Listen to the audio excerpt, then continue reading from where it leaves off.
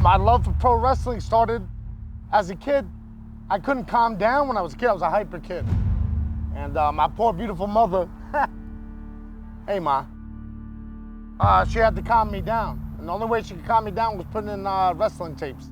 Here's a couple of things I know about Eddie Kingston from talking to him. This may be a surprise to many, but Eddie Kingston's best friend is his mom. She is the person that really, I wouldn't say leads him, but mentors him. He believes in his mom. And that's what keeps me going. That's what keeps me driving. Not money, not fame, love.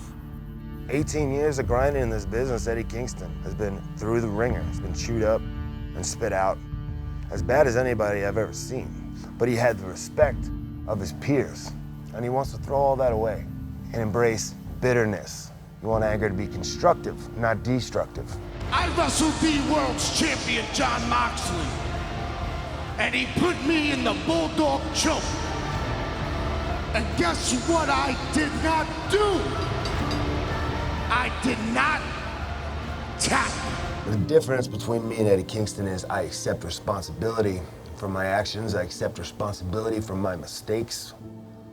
I accept responsibility for my shortcomings. Eddie Kingston is always blaming somebody else. Remsburg, I never tapped. You never heard me say I quit. What made you think? What gave you the right? What gave you the balls to ring that bell? Eddie, you are unresponsive.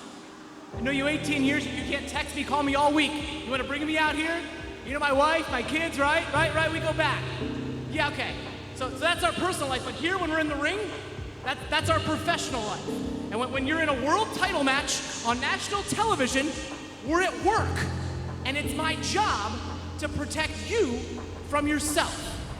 He blames somebody else for punching a promoter. He blames somebody else for throwing a temper tantrum, getting himself fired. I've put out a lot of Eddie Kingston fires. I've stood by Eddie Kingston and had his back as he burned down bridge after bridge after bridge. Jon Moxley has the most dominant fighting spirit in all of pro wrestling. In any federation, any organization, for my money. I think an I Quit match plays into Eddie Kingston's hands. I really do. You have to understand Eddie Kingston and Jon Moxley, it's obvious they have a lot in common. They're old friends. Eddie knows Mox really, really well. He's a tough guy, man. He's used to street fighting.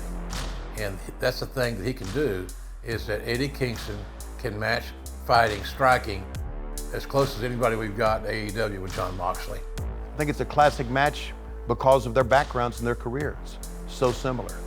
Neither man would quit until he got to the top. And both men are in AEW right now. So I Quit is the perfect match for these two.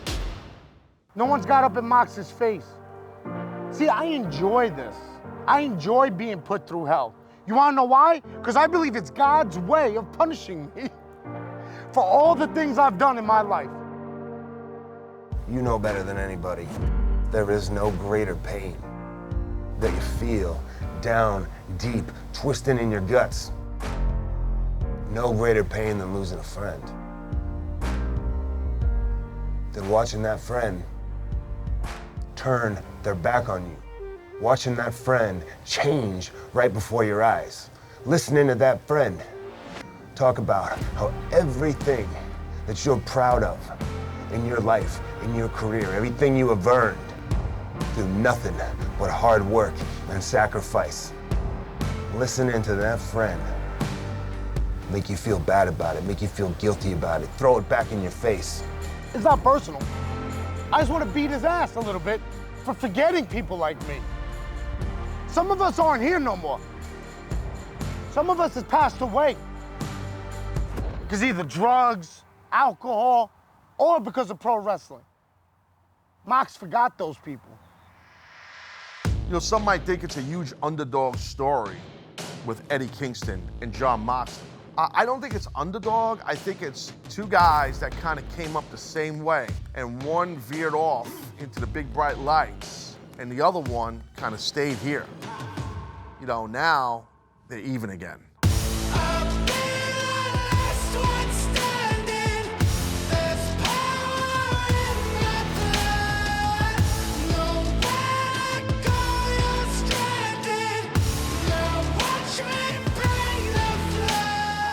until somebody proves to me that they can outfight Jon Moxley, I'm going to go with Moxley without a doubt. I think it's going to be it could be a bloodbath type match because the guys are going to be striking each other. That's Eddie Kingston's way to glory. What I care about is winning. What I care about is fighting. What I care about is looking at my mother and going, Ma, I'm sorry I didn't give you a grandkid. Ma, I'm sorry I didn't give you a daughter-in-law.